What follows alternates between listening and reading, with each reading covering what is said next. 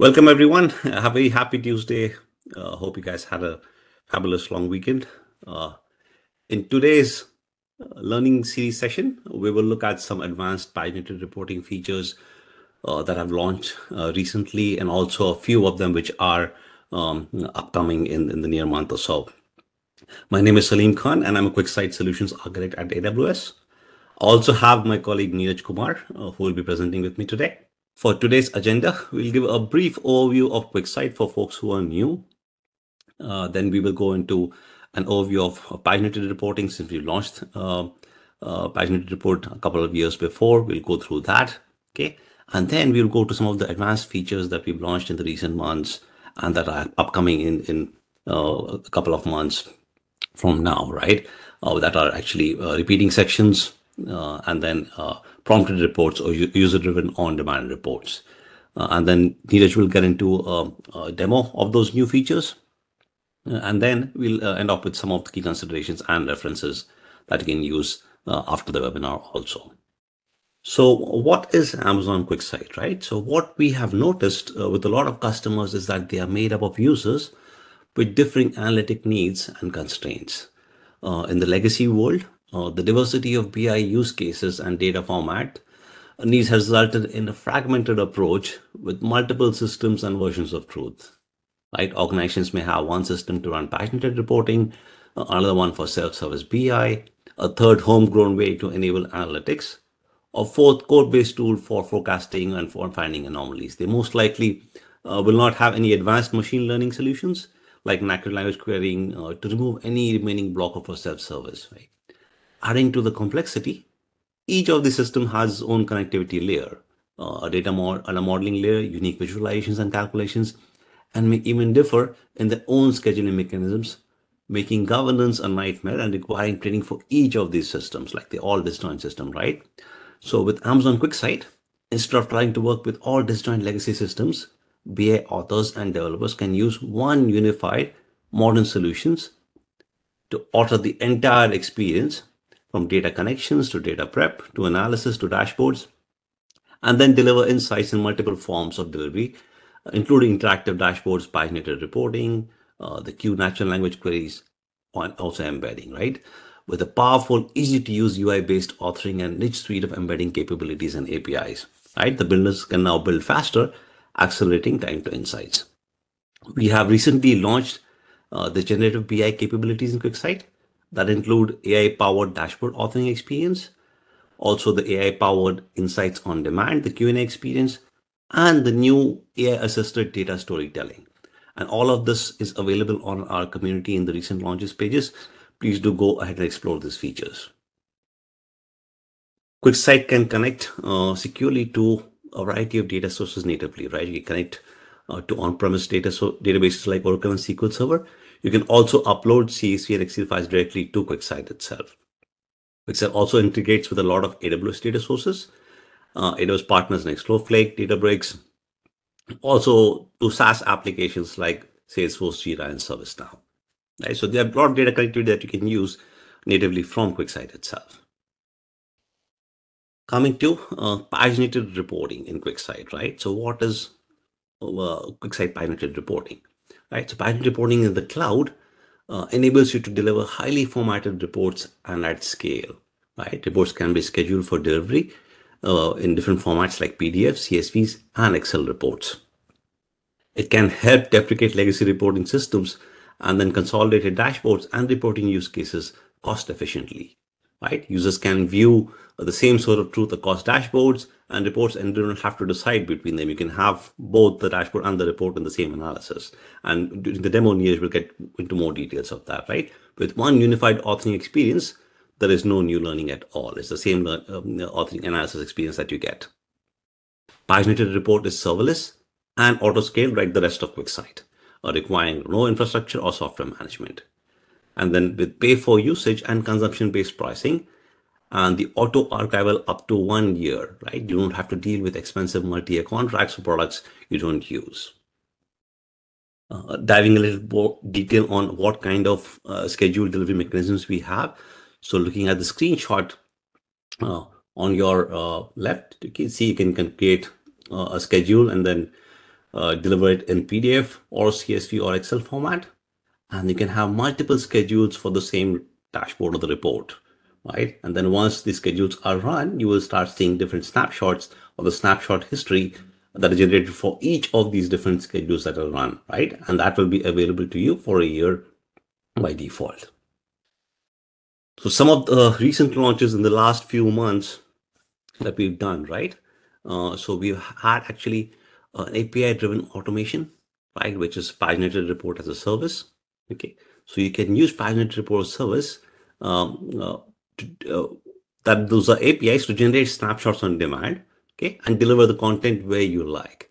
You can automate to scale the publishing and reporting through APIs, right? Also, if you have legacy workflows already set up to generate or distribute your reports, you can just replace that with Paginated Report as a service and with those APIs. Let me actually quickly show you a recent blog that we had written during the release of this feature, right? So in this use case, we are basically automating the financial statement, like the thousands of financial statements, the P&L statements that get generated for a fictitious company, right? And those are being automated using the snapshot APIs. That's what the use case for this blog is. So with snapshot APIs, we have three APIs that are there that can be used, right? So the first one is the start dashboard snapshot job, which actually starts an asynchronous job that generates the reports for you, right? Okay, in one API call, you can request a certain amount of CSV or a PDF report, right?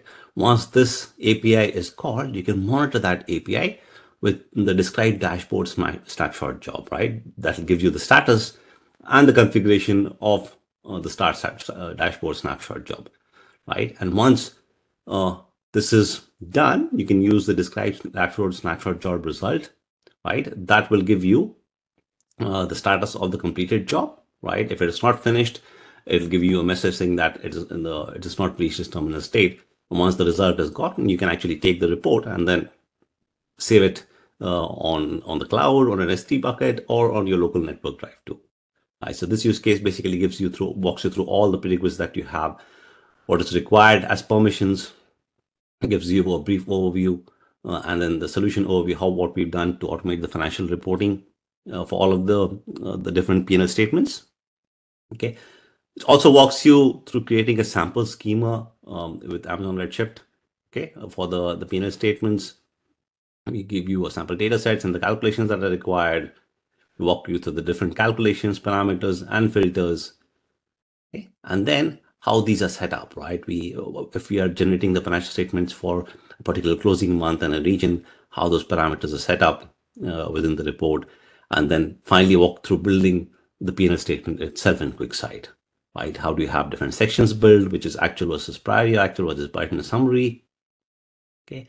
And then the account details. So a step-by-step walkthrough of how QuickSight has been leveraged to create the financial statement along with the data prep itself, okay? And then finally, once it is published in QuickSight, then how we can use this workflow to automate and generate thousands of reports using the snapshot job APIs, right? So this will basically walk you through a schematic model of how that happens, right? So we actually generate import the border library, we call the QuickSight session, okay, and then loop through the APIs to generate the different P&L statements, right? And then once that is done, we actually store them in a S3 bucket with this use case, right? And this gives you the different schemas that are required for the API calls.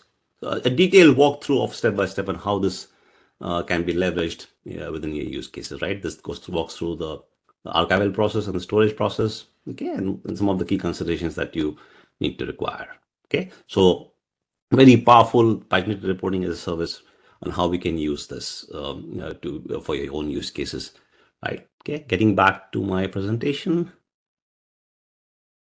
Okay, so now, as mentioned before, you can actually schedule Excel reports as part of your schedule, right? And those Excel reports will maintain the formatting of the table and the pivot table. As you can see in the screenshot, you have the header and the footer formatting maintained, and whatever you select on your filters and parameters within the schedule, those will appear in the cover sheet for the Excel as a separate sheet in the Excel itself.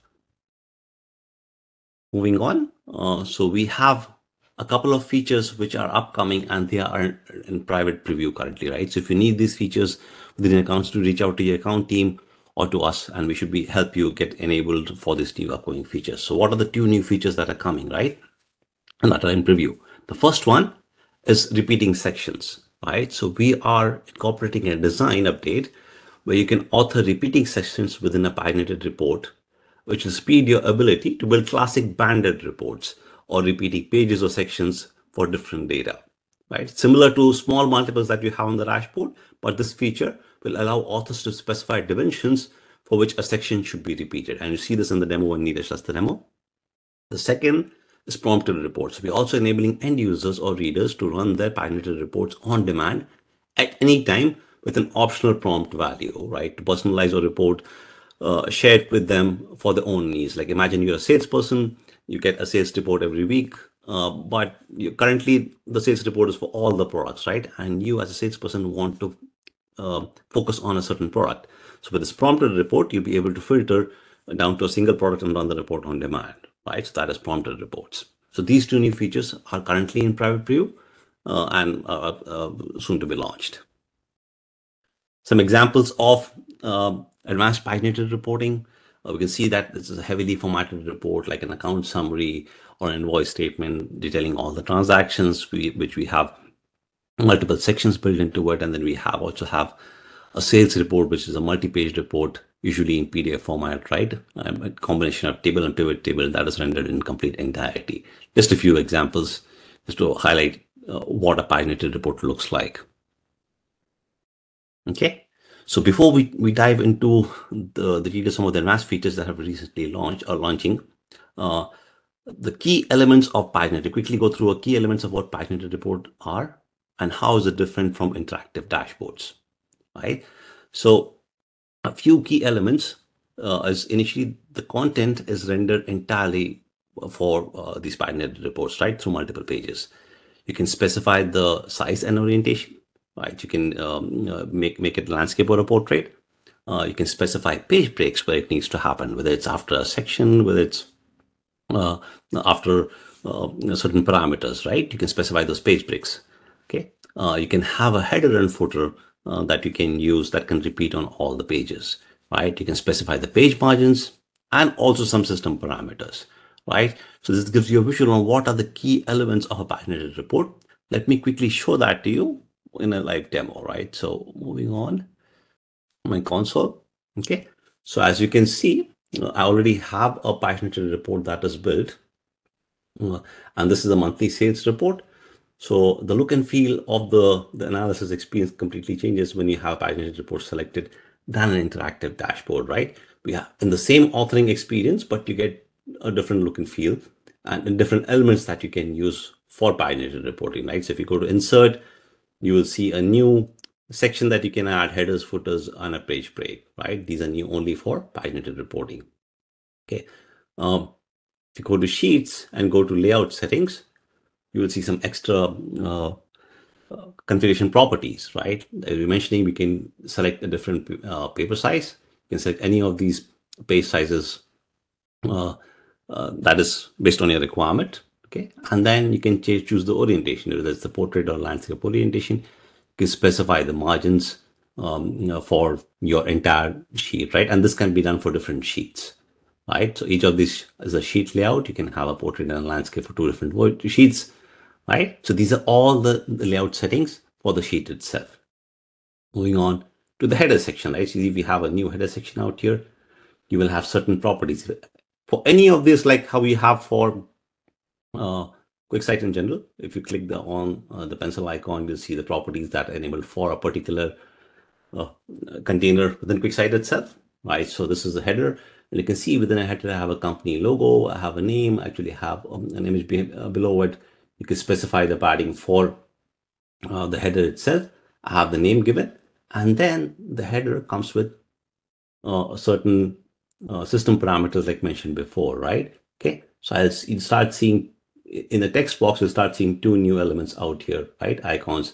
One is for the page number. We click, you can put in the page number in different formats, okay, along with the page count, and then you have the print date or the report run date that you can use different formats to put into your report directly. These two appear in your header and footer, okay.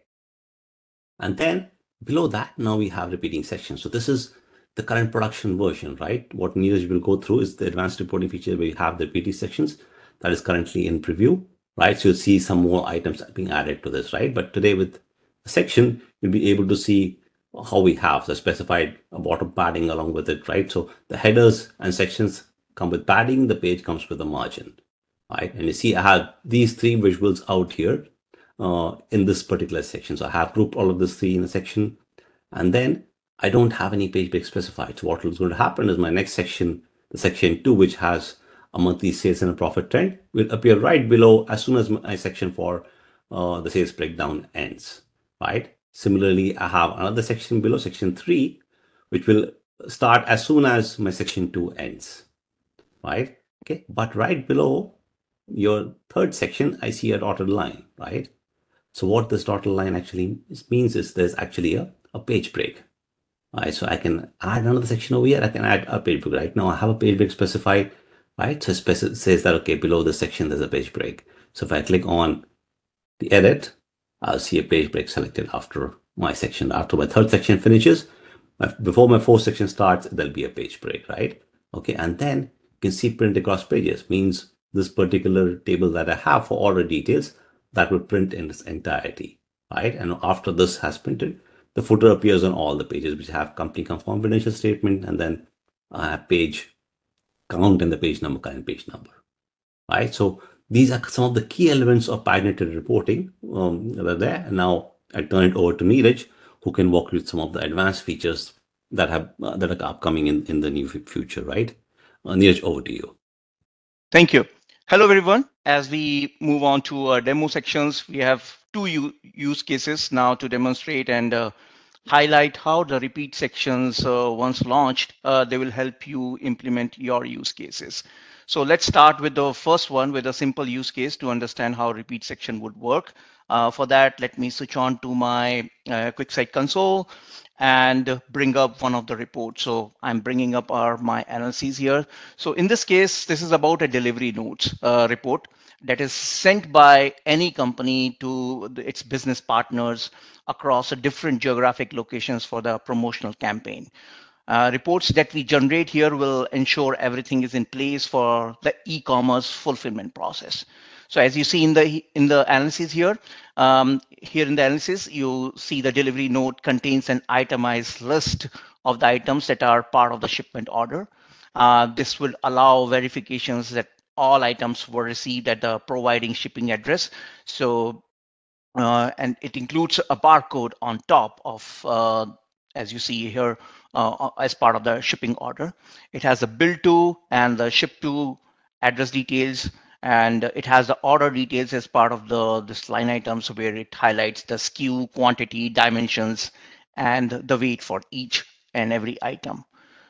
It also includes a delivery note in case we wanted to mention about if, let's say, the items are fragile or perishables, any of those kind of comments can be added as part of the sections, right? So you see that it's this, as Salim was highlighting it. So as part of your report, you can create your headers, sections, and all.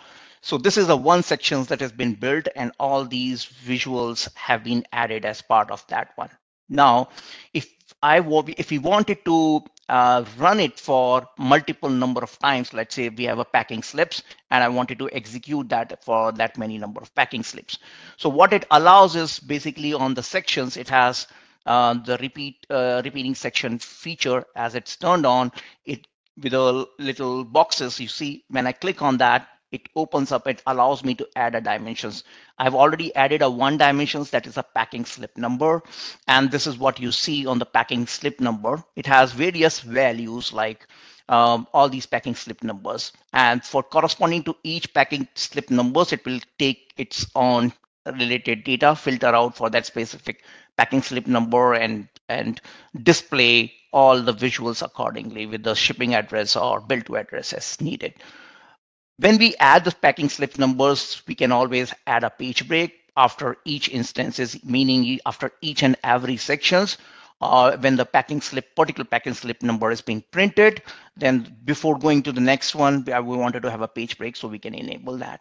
In case, if for your use cases, if you have any kind of visuals that you wanted to exclude from repeating, you can basically check those. In this particular use case, we are using all of the visuals that is being added as part of the section.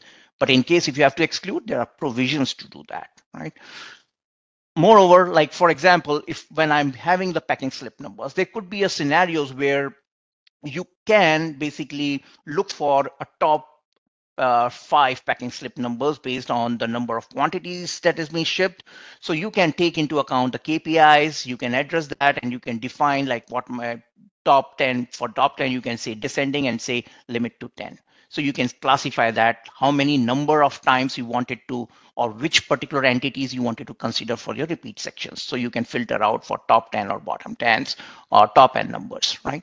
So with that, you can always turn on your repeat sections, and that will highlight and repeat it for that many number of times. Once done, you can publish that as a dashboard. I've already published that as a dashboard, so let me switch quickly into that one. So I have the particular dashboard run, and it is running daily at a certain point of time. So it seems like I have this particular report, and you see the first section is being printed for 1002. Likewise, the second page for the different delivery or packing slip numbers. So there's a another delivery note for different packing slippers. Likewise, it will repeat for that many number of times the way we have the packing slip numbers. If you have 18, it will print out 18 times. So this is how the repeat section can help you print out these packing slip numbers in case if you wanted to leverage that for your for sending it to your business partners. Also, you can download that as a PDF. You can also schedule them to run it. So you can always see what the recent snapshot has been executed. You can also look at the schedules as part of your, like how you wanted to run or what your previous executions has been. You also wanted to set up the schedules. So you can very well go into the schedule setup and see at what frequency you wanted to set it up. So I have executed it daily instances to run at 9 a.m. in the morning, but let's say you wanted to set it up weekly, and maybe you wanted to run Tuesdays and Fridays in a week. So our advanced scheduler will allow you to set it up in that order, right? Also can be monthly, or you can customize to run at a, like you wanted to run one instance now and maybe followed by another instance, maybe for a specific dates. So you can customize to as what you need, and based on that, your time zones, you can set up your schedules to execute and run them, right? So far as you have seen in this use case, we use one dimension only as part of repeat sections, and that was a packing slip number. But there could be a scenario where you would like to repeat the sections at a different hierarchies, or maybe you wanted to use a multiple dimensions. And that's what we will talk about now, another examples, and also we'll show you how we can generate on-demand reports as well. So for that, I will switch on to another scenario, which is about the hospital management report. So in this second use case, we are demonstrating how AnyMedical health group, which is building a reporting workbench and wants to generate the presentation report for stakeholders who manage the hospitals in the group. So, and this report, as it gets generated, it can be generated each day, and it can help the operational managers of each of these hospitals and staff by tracking the summary of the report cases or by health conditions across the service lines or maybe different departments. So they can also it can also help look into any kind of a monthly trends of cases, and in case there are more of a distribution of cases by age or by the severity. So as you see in this analysis here, the report starts with like this is the very first page. It's more of, you can say it's a cover page. I wanted to create that, and on before the cover page is being created, these are controls. Like you can set up these controls with the parameters. I see one of the question was like how you can plug in your parameters and run these scheduled reports with the parameters. So you can look at these, you can set up these controls. Like I wanted to execute this particular report for certain hospitals or maybe one at a time for on demand and maybe different categories. Then in the sections, this is a cover page, and you can parameterize it to run for a specific hospital and provide its details, and then any information around that. Going into the next level, so once the cover page is done, this is more like you can have the aggregated data for your hospitals and bring in all the summary. So this is for a given hospital, we wanted to showcase all the key metrics, like how many casualties has been reported by the health conditions, or what my monthly trend looks like, so age distributions for the cases, or maybe by the severity. Further, this is at the high level, more at the summary for a hospital, but then you can take into account the different categories, like you can have risk of mortality as one category, and let's say severity of illness is another category, and you wanted to basically break it down at a category level. And this is where this particular section can repeat for the two different categories, right? And then further, you can create a detailed sections where it can be for a given hospital, for the category, but then also you can go at a specific service line or maybe a health conditions. That is something we'll do it quickly now. So I have on top my controls for the hospital category, and something I can add now here is another control. So I have a parameter here for conditions, which is a multi-valued parameters, and it has already been created, and I can just use that as to set up a control. I can say select, let's say, condition, and I can just link it to a data set. So I have AnyMedical data sets, which is my data set here, and I can link to a respective field that I wanted to. This will create a control on top, and now I can associate that to my filter. So I can build a filters, and that can be, let's say, I can go into the specific filters and add, let's say, I wanted to add a health conditions, and then tie back to the parameters. So as and when my value gets changed, I wanted to apply that parameters to that particular parameter, so which is preconditions, which was initially been set up. Now I can set it up for all the visuals in the sheets, and you can go across the sheets, which is again a new feature that has been launched recently. So you can set it up at a visual level, or all the visuals, or some visuals, or you can do it cross sheet filters as well. Once it has been applied, then I can I can go into the sections, select that sections. So let's say I'm into a section here, and I wanted to add my section here. So you see hospital name categories are the two dimensions being added. I want to add another further dimensions, and that would be my health conditions, which is what I wanted to show. You might see now cardiac, and then respectively other departments or service lines or a different health conditions being added here. Now it can go into different levels, and then I can define the page breaks. In this case also, I'm not looking for excluding anything, but if there's a need, I can exclude that. So with that, my all my controls, my filters, and my repeat section has been set up for this report to run and execute.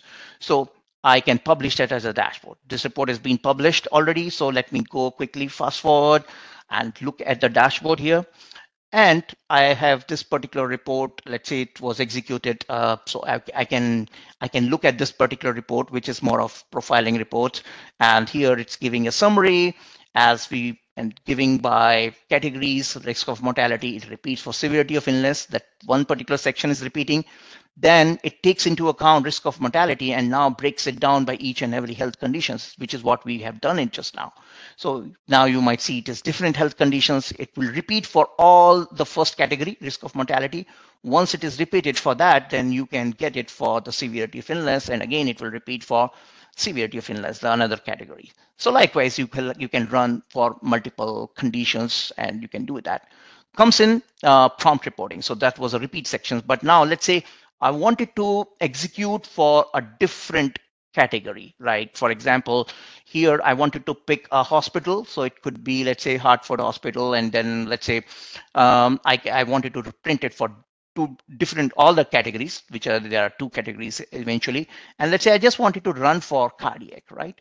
And just say run now. So now the controls are tied to the parameters. These parameters are helping it to filter it out my records, and my repeat sections again is going to be only and only for the values that I have selected. So it will consolidate all the aggregated and detailed sections into a single report, and paginated reports repeating sections again will be utilized as well here. allowing the hospital report for the one selected I have is the hospital, Hartford Hospital. So it will execute for that, show a summary across all of its service lines, then for each and every service line. And then further report will break it down, the data by the health conditions, which is in this case, it's a cardiac. So it will run for both all the categories, but then it will specifically has to be showing only for the cardiac. So giving me, and again, within that health conditions, it will show its weekly trends and any case distribution by the severity that is happening. So eventually, from the UI perspective, this particular on-demand reporting or the prompt reporting, this particular feature, as when it gets GA, you will get more personalized reports, right? This feature is currently, just wanted to highlight it again, it's in preview and we have a plan to launch it later this year. So just after our repeat section is launched. So we have, once this is done, then you will be able to create your own personalized views. In case if you have more of a batch reports to execute, as Salim has highlighted, you can always use the snapshot APIs to execute and run these personalized views, and that can also create those reports. But from the UI, this prompt report as this particular feature will be a handful tool. So the report is being created now. Let me just open that particular report, and I wanted to confirm that this has run for Hartford hospitals, and it has given me a summary. Fine, it gives me a risk of mortality, all service lines. It also goes severity of illness. But now you might see that it is just running it for cardiac, right? There's no other any health conditions or service lines or departments being utilized to execute because it has been filtered. It is giving me the personalized views that we are looking for, right? So with that, like once this is done, then you are able to, utilizing the repeat sections and on-demand paginated reports, you can build your use cases in the similar way, and you can go to different levels as we have discussed about. So switching on to some of the key considerations that we have put together. So let me just go back into that. And so one of the key consideration is like, as you build the insights for your dashboards or any other reports, you might have used the insight visuals to build your custom narratives on your dashboards and reports. So if you are using those insight visuals, that is not currently supported with the repeat sections. That's one thing to call out. Then number of combinations. As you have seen in my second example, when we were running the hospital management reports, we used 3 different levels from a hospital going to the category and going to the service line or the health conditions. So picking up on those, the combinations for those repeat sections can be up to maximum 1,000. And again, it is currently a soft limit. But if you have another further limitations, further requirement which is going beyond that limit, so definitely you can reach out to our AWS account representative, and definitely we can work it out with our product team to help you out build your use cases when if it exceeds that particular limit. The next is more on the there could be a scenario when the combination of these repeat sections, when you pick up these dimensions, it can generate a no data, and that will be shown up as part of the visuals within the repeat section as well. It will call it out as a no data. So those are the 3 key considerations as you see when you create these reports using the repeat sections or on-demand reporting once it is launched. Some of the quick references here to make, and we'll make sure to add them as we upload our content on our community. So one of them is to, like, you wanted to get understanding on the paginated reports, you can definitely, we have a great documentations around that, which helps you understand on the similar path, like what Salim was detailing it out, each and everything on the paginated reports. So you can very well go into and look into it. In case you wanted to learn the paginated report features, again, we have a workshops which can help you address that. We have a dedicated workshops on paginated reports. So you can turn on the features, you can turn on the paginated reports in your QuickSight accounts, and then you can build, using the sample data, you can build that just to have the hands-on and get familiarity with the features. There is a snapshot export API. Salim has talked about it in detail. Again, we'll share this, put all these links together. All the contents will be provided as we uh, as we upload the content around that. In case you have not accessed the community, so you can just sign up for the community to learn more on the like any upcoming events, or if you have any questions to ask, so definitely you can get into the committee. There's a lot of updates on there on that.